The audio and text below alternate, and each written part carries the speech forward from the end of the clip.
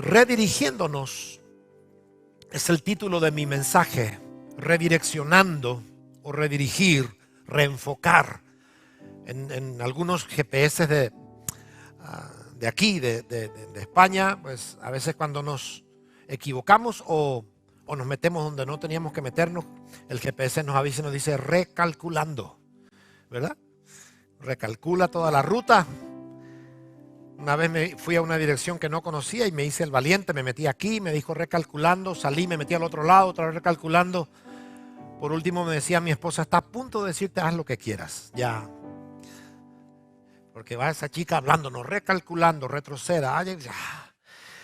Probablemente si conducimos algún coche, algún vehículo, alguna vez tuvimos que hacer un redireccionamiento en cuanto a la ruta que llevaba al destino, y no por cambiar de destino, sino por error, porque nos pasaron mal la información o porque nos equivocamos. Simplemente nos equivocamos y no hemos cambiado de destino, insisto, pero en el camino hicimos cambios, ajustes, correcciones y volver a enfocarnos hacia el destino correcto. Hay personas aquí en esta mañana, y hablo con toda la propiedad que el Espíritu Santo me permite, que tienen que redireccionar, redirigir su vida. Es que yo no soy así. Hoy te voy a dar un mensaje que vas a tener que redirigir tu vida, porque tú lo dices, pastor, no.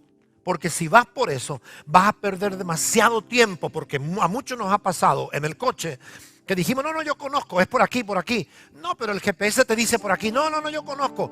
Y uno va y dice, ay, me equivoqué, no era por aquí. Y perdimos media hora, 40 minutos para volver.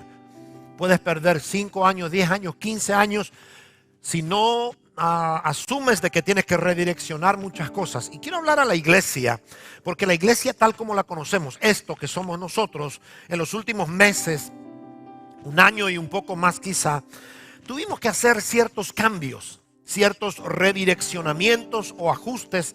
Algunos ajustes o cambios no los teníamos planeado en lo más mínimo. Algunas cosas los teníamos pensado, alguna vez lo haremos, pero de repente tuvimos que hacer cultos en vivo, online. Me acuerdo una vez estábamos aquí con 10 o 12 personas haciendo reunión con la iglesia vacía y hablamos como si fuera que la iglesia está llena. Oh, Dios les bendiga, gracias por estar allí. Y habían 4 personas ahí, eran de los músicos que se bajaran. Ahí les decía yo, mírenme y ustedes hagan como si fueran que estamos ahí 200 personas. Y predicamos a las sillas vacías. ¿Por qué? Porque lo estábamos filmando y queríamos que salga al aire. Y queríamos algo más genuino posible de lo que si fuera que estamos un domingo como hoy. Ahora, no estaban los planes, tuvimos que hacerlo, tuvimos que aprender ciertas cosas, tuvimos que ajustar ciertas cosas sin que esto cambie nunca el destino. Simplemente hemos parado. ¿Y qué podemos hacer ahora? ¿Qué vamos a hacer ahora? Porque si paramos y decimos no, volveremos cuando todo sea normal, imagínense todo el tiempo que podríamos haber esperado. En este contexto quiero decir de que hay cosas que nosotros como pastores, como iglesia, tú y como yo, hay cosas que creíamos como sagrados y no lo eran tanto. Y hay cosas que no los teníamos mucho en cuenta, pero eran de lo más importante que podíamos tener o hacer o ejercer dentro de la iglesia. Ahora, hay una materia difícil. Yo se lo digo porque lo sufrí y lo estoy sufriendo en carne propia, porque con Dios es cada día, cada semana son nuevos ajustes, cómo hay que hacerlo, esto no está bien, venga, corrijamos esto, porque a Dios le interesa que esto vaya bien. Ahora, hay una materia difícil de aprender, tanto para el matrimonio como para la iglesia o los líderes, o el pastorado, el liderazgo, y es desaprender viejas mentiras para aprender nuevas verdades. No, esto no está así, no está así. Yo una vez estaba conversando con uno de los amigos del altar y decíamos, no hay una sola iglesia perfecta, no hay un solo pastor perfecto, no hay un solo intérprete de la Biblia humano que lo haga de una forma perfecta. ¿Por qué?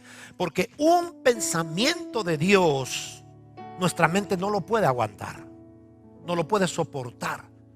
Un solo pensamiento nos llevaría toda la vida a pensar y creer, no tiene que ser así. Ay, pero ¿y ahora cómo lo hago? Y uno Porque la Biblia dice incluso que mis pensamientos no son como vuestros pensamientos. ¿Me sigue hasta aquí? Dígame amén. Entonces hay cosas que Dios ha ido haciendo y nos ha metido de adrede en ciertos cambios que tenemos que entender. Yo crecí en una iglesia, en un formato de iglesia donde normalmente las mujeres eran relegadas. Normalmente no se veían mujeres pastoras, predicadoras, enseñando, no porque a la mujer no corresponde. Entonces me tuve que meter yo a estudiar y redireccionar ciertas cosas. Porque, claro, me dijeron, la mujer, no ve lo que dice la Biblia, la mujer no tiene que enseñar al hombre. Y claro, uno dice, ¿y en la escuela dominical? Porque son varones lo que está enseñando la profesora. En la escuela dominical, ¿hasta qué año no tiene que enseñar?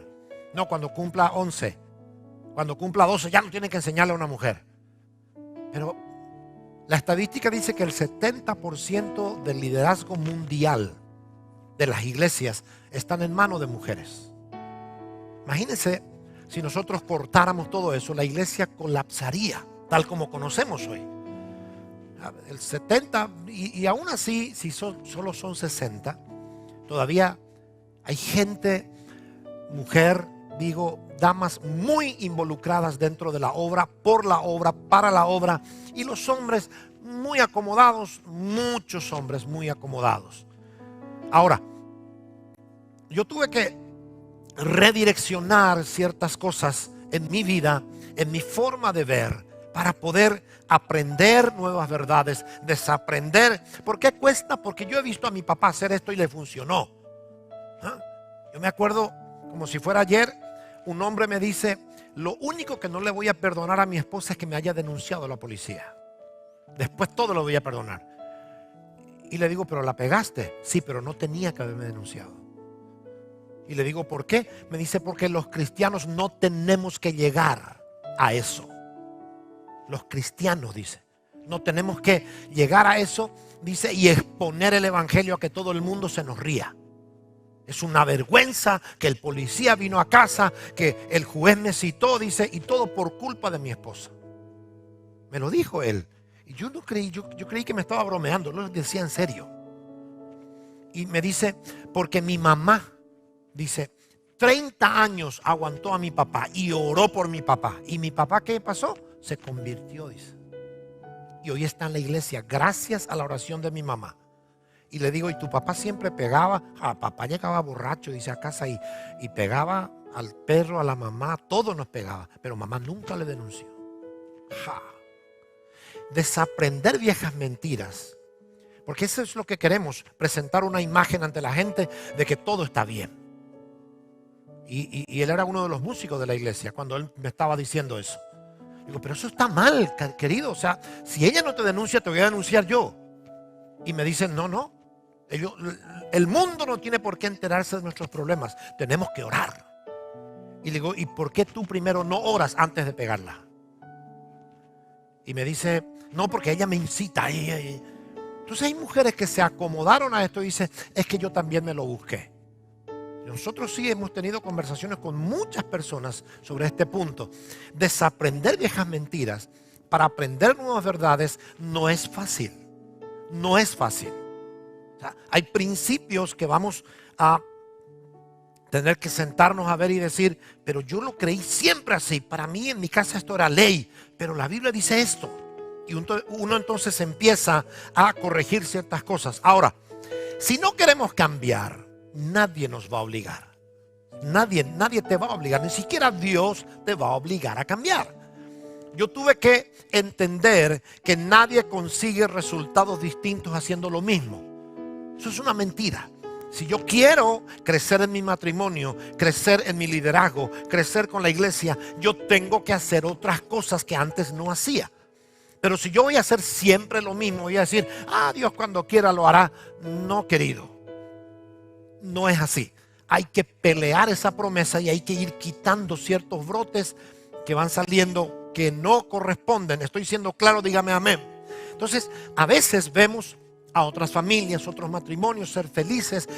Yo he visto a otros pastores prosperar en plena pandemia, creciendo el 200%. Tengo un amigo que me dijo, en plena pandemia he formado 10 pastores. y ya tenemos 10 puntos para abrir. Apenas nos den permiso, vamos a tener 10 nuevas iglesias. Claro, yo me acerco, le digo, ¿cómo lo lograste? Porque si tenemos el mismo coche, ¿por qué él va más rápido? Si digo mismo coche, estoy diciendo misma Biblia, misma iglesia, adoramos los mismos coros, tenemos lo mismo que él tiene, yo tengo, pero él de repente está allá. ¿No le ha pasado eso en su vida alguna vez? Para allá. Entonces, yo tengo que muchas cosas desaprender y volver a aprender. Entonces, vivimos tiempos finales donde el diablo ha acelerado su obra. Yo creo de que esta pandemia ha producido cierta sonrisa en el diablo, porque hay miles que van al infierno sin conocer a Cristo en esta pandemia. Solo en España, quizá el 80% de los que murieron ya hasta ahora por esta pandemia son mayores de 70, 80 años. Gente a quienes alguna vez les quisimos predicar y nos dijeron, yo no me meto con Dios, que Dios no se meta conmigo. Lo escuchamos, se nos dijo en la cara. Y claro, pero ya no te queda mucho tiempo, ¿por qué no quiero saber nada de Dios? Y se cerraban en banda. Esa gente fallece y se encuentra con la eternidad ahí enfrente, diciendo, o sea que tú eres Dios. ¿Y por qué no te envié? Alguna vez te envié un inmigrante, ya, pero envíame a alguien de mi edad, ya, pero fue a llevarte el mensaje. Entonces yo digo, Dios no se va a quedar con los brazos cruzados en esta época, viendo que tanta gente va también camino al infierno. Dios también va a acelerar su obra, y lo que no vimos en 10 años lo podemos ver en un año. Dice amén conmigo. Lo que no vimos en un año lo podemos ver en un mes. Dice amén. Lo que no vimos en un mes podemos verlo en un día. Dice amén. Cada vez va bajando el amén. Dice, pastor, eso es fantasía. Se puede. Porque ¿qué le cuesta a Dios? Dios mueve una pieza y ocurren cosas. Acabamos de cantar, Dios no tiene límites, Él es sobrenatural. Atrévete a creer y todo lo que creas verás. ¿Ha cantado eso? Sí lo canté, pero no la entendí porque no le entendía. Era muy rápido, pastor, entonces no la entendí. Lo volveremos a cantar y apréndase la letra. Sí, porque a veces venimos a la iglesia. Sí, esto. No, porque cada cántico es una prédica. Decimos, Dios no tiene límites, Él es sobrenatural. Atrévete a creer y todo lo que creas lo vas a ver. Dice amén. Ahora, más que nunca tenemos que coincidir, la tecnología nos ha acercado a la gente y también nos ha separado de la gente. Por chismes, murmuraciones, publicaciones, no le dio me gusta a lo que yo hice, qué sé yo, un montón de cosas. Entonces, más que nunca, vivimos en una generación donde lo tenemos todo, pero tampoco podemos disfrutar de todo. Y escuche, hay prédicas, profecías que se entregan en esta casa, hablamos de la palabra y hay gente que no lo toma. Voy a hilar más fino. ¿Cuántos se han tomado el tiempo de leer su Biblia esta semana? Gracias por su sinceridad. ¿Cuántos han visto un video cristiano, sea música o predicación, esta semana? ¿Ve? Claro. Vivimos en esa época donde vamos a la máquina expendedora. Pero ya está aquí. No, ¿para qué voy a leer si ya está todo aquí? Entonces lo busco aquí. Y mientras hago cosas, estoy escuchando, estoy viendo. Pero no nos tomamos el tiempo de leer, asimilar. No, pastor, porque eso... Y eso forma parte de una estrategia satánica. Hay mucha gente que se alimenta solo de internet, solo de prédicas de otros y se conecta allá. Y la realidad aquí es otra cosa. No tengo mucho tiempo, pero... hay predicaciones tan fuertes, tan contundentes en internet, pero no aplicable a tu entorno. Tú vives entre europeos, que cuando le digas, pues cuando tú abres esa puerta, entra el demonio, te va a decir, casa fantasma, ¿dónde vas? Pero allá en Sudamérica, Dice, ¿y cómo lo cierro? Venga, ayunemos y oremos. ¿Está de acuerdo conmigo, sí o no? Es así. Entonces, si no contextualizamos nuestro evangelio, perdemos campo, perdemos batalla. No descuidamos los principios, no cambiamos el destino, pero tenemos que hacer algún esfuerzo en esta dirección. Ahora, podemos hacer dos cosas: parar, observar, criticar a aquellos que van creciendo, decir que lo están fingiendo o no lo hacen bien, o acercarnos a ellos hombro a hombro y decirles, ¿cómo lo estás logrando? ¿Qué estás haciendo? ¿Cómo lo logras? ¿Cómo conseguiste la empresa que tienes? ¿Cuánto te pagaron cuando empezaste a trabajar? ¿Cómo llegas a esto? ¿Cómo fue? Es más fácil decir, la Iglesia Centro Familiar Cristiano de Santander, la mayoría son mundanos, por eso hay tanta gente, que acercarse y decir a los líderes, ¿cómo están haciendo? ¿Cómo trabajan? ¿Cómo han logrado tener 30 células en todo? ¿Cómo hicieron? ¿Cómo tienen para tener ese grupo de alabanza? ¿Cómo hacen para trabajar juntos? Que cuando venden comida se apoyan. ¿Cómo lo logran? ¿Sí? ¿Me está siguiendo, sí o no? Es más fácil decir, no, eso no es de Dios.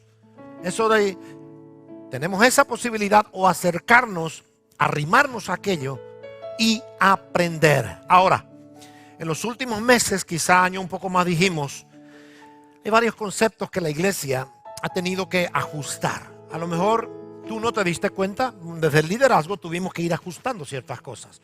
Nosotros en plena pandemia, para que sepas, no sé si se enteró o no, pero en plena pandemia, donde no nos permitían congregarnos, reunirnos, hicimos 2 vigilias desde las 12 de la noche a las 6 de la mañana por Zoom.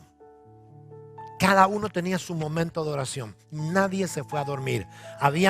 En una de esas vigilias, habían como 85 personas conectadas 6 horas orando por diferentes motivos. Nunca lo hicimos, lo tuvimos que hacer. Tuvimos que ajustar eso. ¿Por qué? Porque no podíamos, ahora no podemos ir a orar, porque no. Se puede. Solo hay que buscar la manera. ¿Dice amén? Muy bien. Entonces, la pregunta es, si nos hemos tomado el tiempo de redireccionar la embarcación que tenemos o el destino que marcamos hacia nuestro ministerio, proyecto, llamado, o eres de los que dicen, yo no necesito cambiar, yo estoy bien así, Dios me hizo así, así me quiere. Me dijo una vez un varón en esta casa, Dios me hizo así y así me tienes que aguantar, me dijo. Le digo, sí, así te vamos a aguantar, no hay ningún problema, pero te pierdes ciertos privilegios. Porque dices, pues yo soy así y así. Tú te pierdes. Mañana viene otro que dice, yo quiero hacerlo, ¿cómo hay que hacerlo? Y va aprendiendo y va creciendo. Entonces, con los años nos damos cuenta de que aquel que llegó hace un año ya está a 10 kilómetros, y yo que llevo 5 años todavía estoy en kilómetro 5. Entonces, yo creo que Dios nos ama tal como somos, pero nos ama tanto que no nos va a dejar como estamos. ¿Dice amén? Ahora, quiero hablarte de un punto a considerar para un eficaz redireccionamiento. 1, no tenemos el tiempo para más. Un punto: aprender a desprenderse. Repítalo conmigo. Debo aprender a desprenderme. Somos una generación acomodada y ese acomodamiento nos ha llevado un poco incluso hacia el egoísmo. Estamos muy bien dentro de ese círculo que consideramos nuestro. No te metas aquí, aquí estoy bien, no me hables aquí, aquí estamos bien. Entonces, no es que estamos cómodos en el círculo, sino no queremos que se metan con nosotros. Somos tacaños en cuanto a sembrar nuestro tiempo. Lo experimenté en esta casa. ¿Quiénes son los que más trabajan en la casa? Son los que más cosas hacen. Entonces caemos en ese problema de que la que danza está en misión, el que está en misión está en tesorería, el tesorería hace también esto, arregla la Santa Cena, porque está haciendo 4 o 5 cosas, pero hay gente que le cuesta hacer cosas porque dice, no, yo no tengo tiempo. Tiene tiempo, pero no quiere meterse en esa área. Entonces, Hay gente que dice, a mí no me gusta, yo no lo veo así, no es mi estilo, no comparto. En realidad, lo que nos cuesta o que les cuesta es desprenderse de su tiempo, su generosidad para sembrar en otros, su gratitud incluso sigue en la queja. Entonces, lo que estamos diciendo sin verbalizarlo es, si Dios hace como yo espero, puede contar conmigo. Yo quiero que sea así. Si mi marido cambia, yo cambio. Si mi esposa cambia, yo cambio. Lo mismo le trasladamos a Dios. Si tú le cambias al pastor, yo cambio. Si tú trabajas con el líder, yo voy a la célula. Si no, ya no voy. Éxodo capítulo 2, versículo 3. Pero no pudiendo ocultarle más tiempo, tomó una arquilla de juncos, la calafateó con asfalto y brea y colocó en ella al niño y lo puso en un carrizal a la orilla del río. La semana pasada vimos en San Lucas capítulo 14, versículo 26 y siguiente de que aquel que no renuncia a todo lo que posee no puede ser mi discípulo. Quiero hablarle de aprender a desprendernos.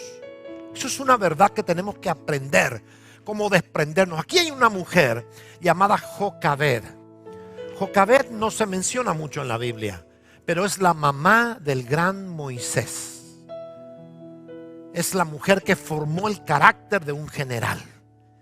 Es la mujer que formó el temperamento, trabajó en ese niño durante sus primeros años.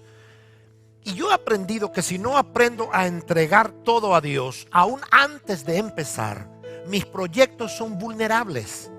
Yo mismo no le tengo mucha confianza. Y uno termina espiritualizándolo y diciendo, bueno, si Dios quiere, saldrá.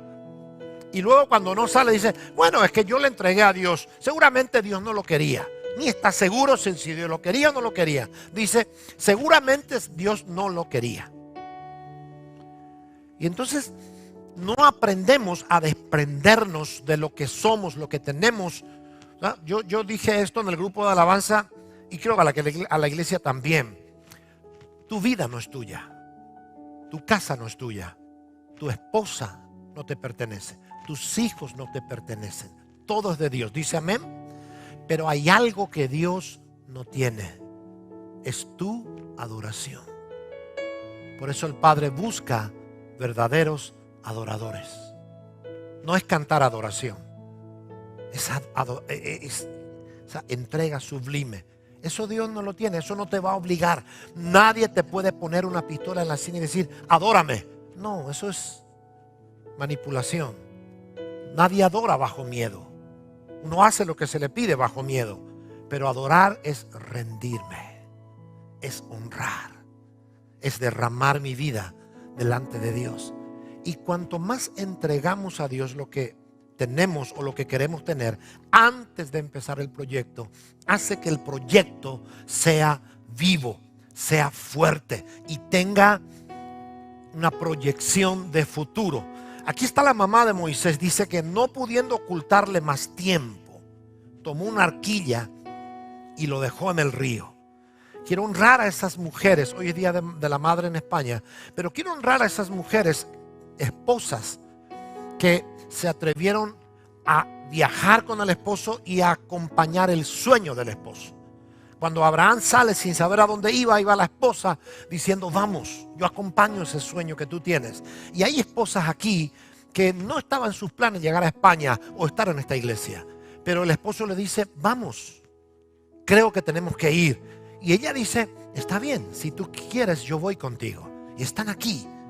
Quiero honrar a esas mujeres que acompañaron el sueño renunciando a un buen trabajo, renunciando a un buen estudio, renunciando a un título universitario, renunciando a quizás cosas muy lindas que tenían para acompañar el sueño del esposo.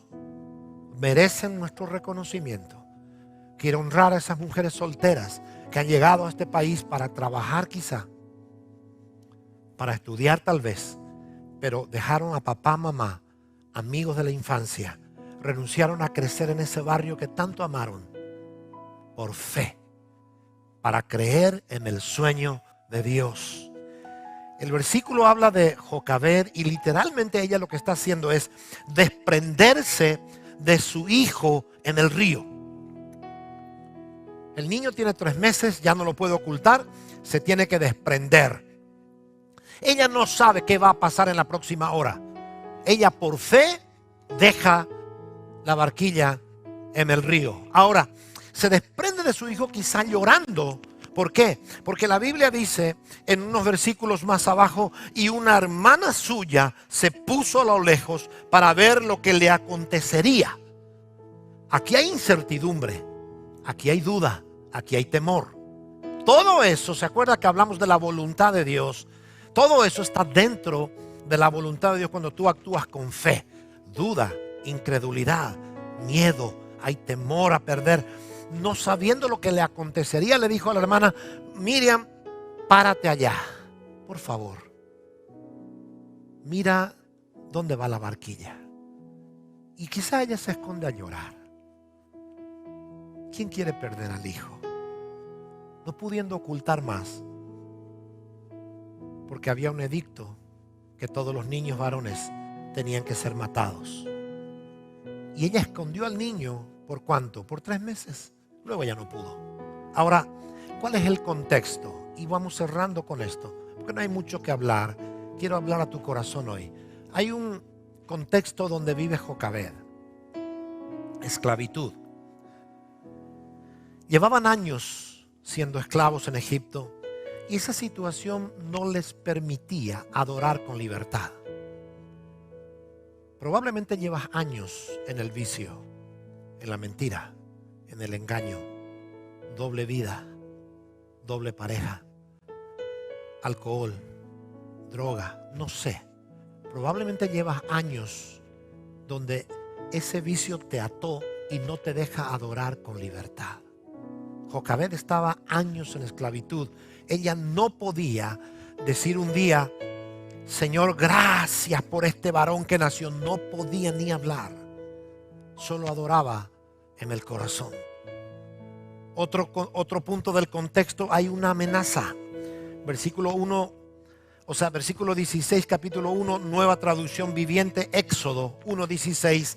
Cuando ayudan a las mujeres hebreas, está hablando a las parteras egipcias que ayudaban a las mujeres hebreas a parir. Y dice el faraón: cuando ayuden a las mujeres hebreas en el parto, presten mucha atención durante el alumbramiento. Si el bebé es niño, mátenlo.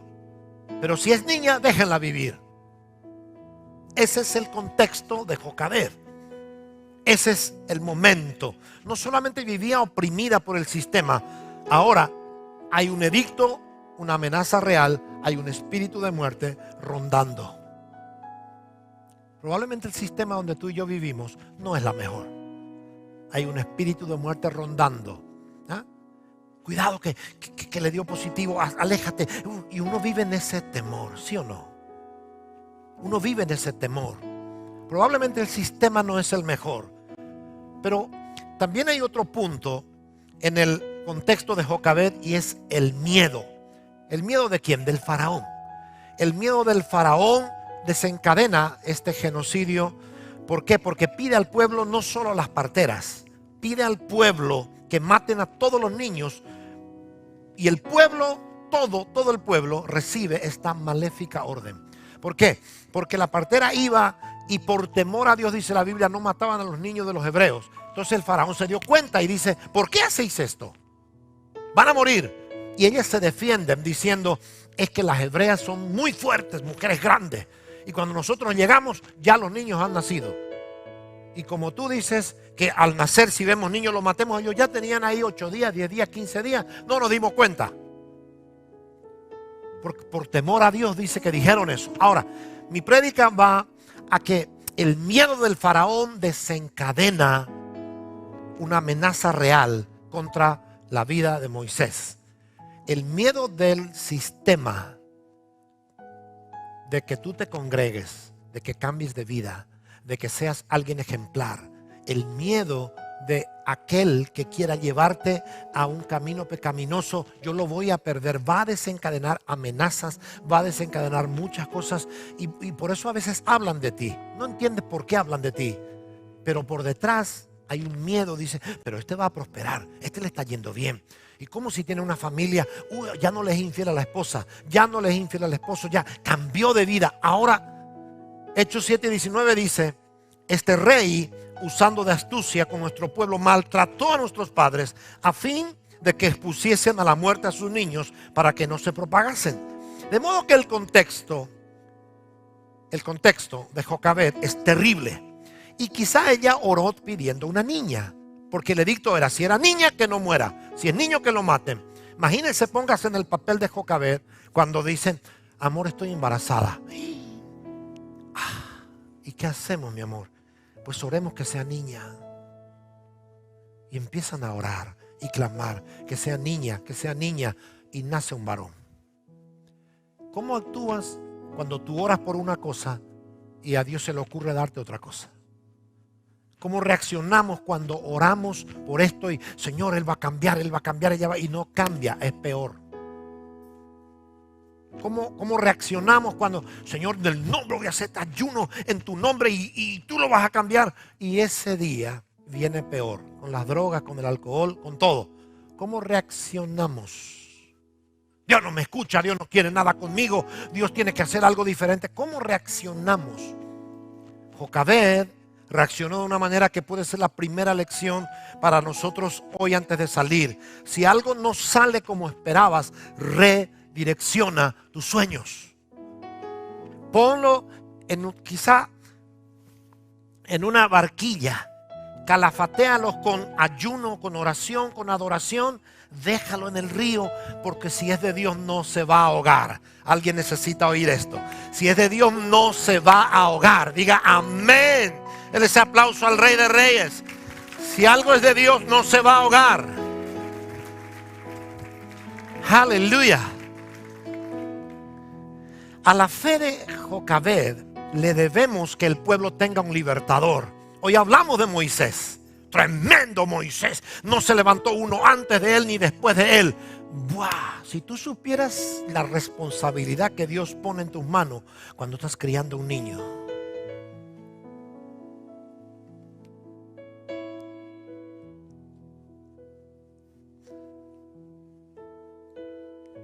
Puede haber un antes y un después de esa niña, de ese niño que tienes en casa. Tú puedes ser la siguiente Jocabed. No se te mencionará mucho, pero cuando veas a Moisés dirigir al pueblo, es mi hijo. Yo lo amamanté. Yo le di lo que tiene, yo le enseñé lo que tiene. Por eso, hijos, estamos aquí. No seamos rebeldes con los padres. Nosotros perdemos la bendición. Pero no tiene nada que enseñarme. Tiene mucho que enseñarte. Muchísimo. A la fe de Jocabed debemos el carácter de un general llamado Moisés. Cuando tenemos que redireccionar ciertas cosas en la iglesia, nos va a costar. Nos va a doler. En el día a día de Jocabed quizá hubo incertidumbre, porque esto es lo que pasó. Ella tiene al niño durante 3 meses, ya no lo puede guardar, entonces ya no lo puede esconder, lo pone en la barquilla, se aleja la niña, la hermana queda mirando y dice que la barquilla va, y justo era la hora donde la hija del faraón se estaba bañando en el río y vio una barquilla donde un niño lloraba. Entonces sacó al niño del río y la niña, la hermana, estaba por ahí mirando, corriendo vino y le dijo a la princesa: princesa, ¿qué hacemos con el niño? ¿Te busco una nodriza? ¿Te busco a alguien que le cuide? Y ella dijo: sí, búscame una. ¿A quién buscó la hermana de Moisés? A la mamá. Y entonces la mamá empieza a amamantar a Moisés. Empieza sabiendo que mañana lo va a devolver. Mamá, ¿eres consciente de que el hijo que tienes no es tuyo? ¿De que al día lo tienes que entregar? Porque esto nos cuesta. ¿Sí? ¿Sabes que tu hija no es tuya?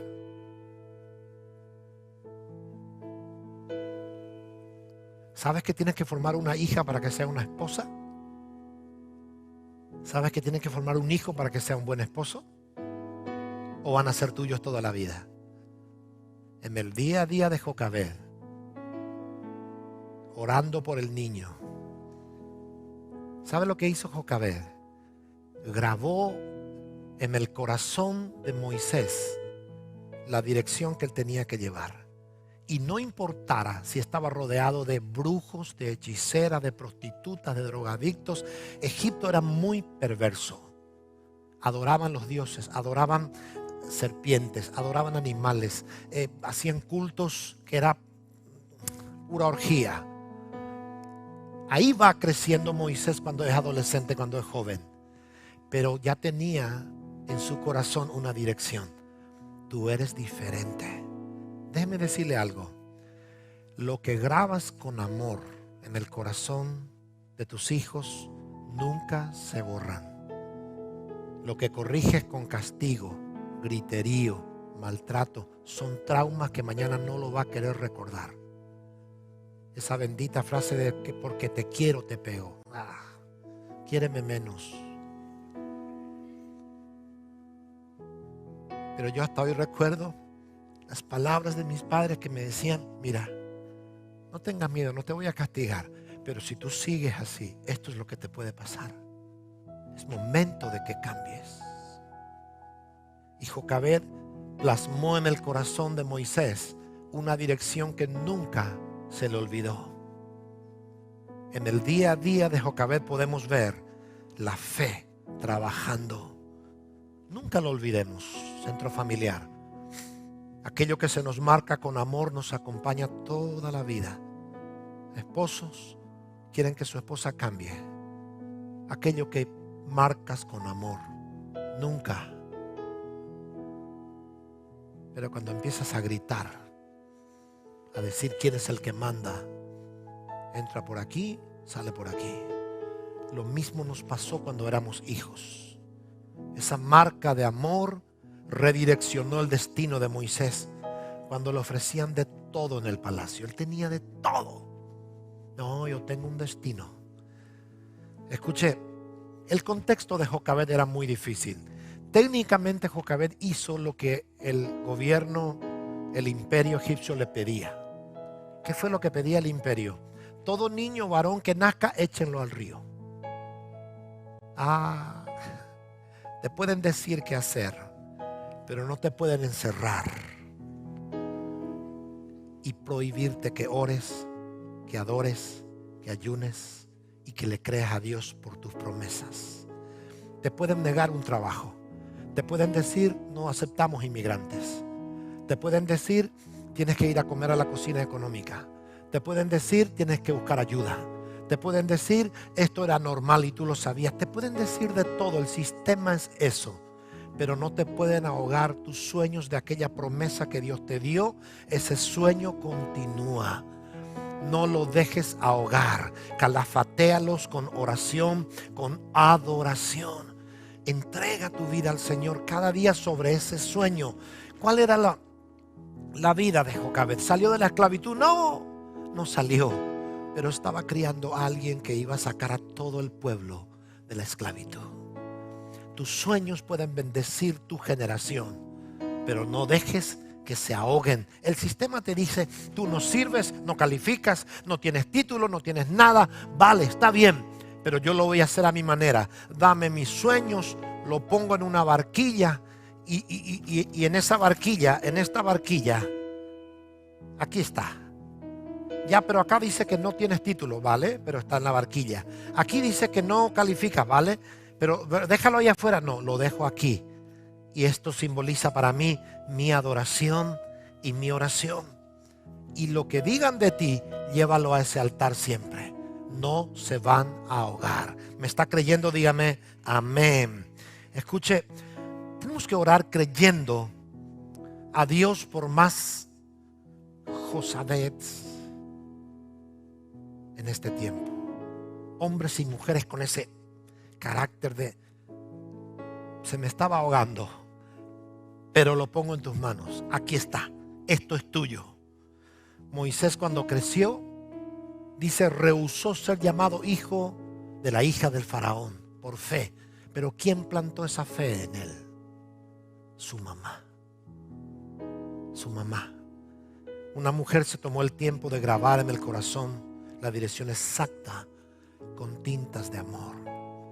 Dios te bendiga. Gracias por ver este video. Si te ha gustado, te voy a pedir que te suscribas a nuestro canal Centro Familiar Cristiano y puedas compartir y puedas tener acceso a todo nuestro contenido.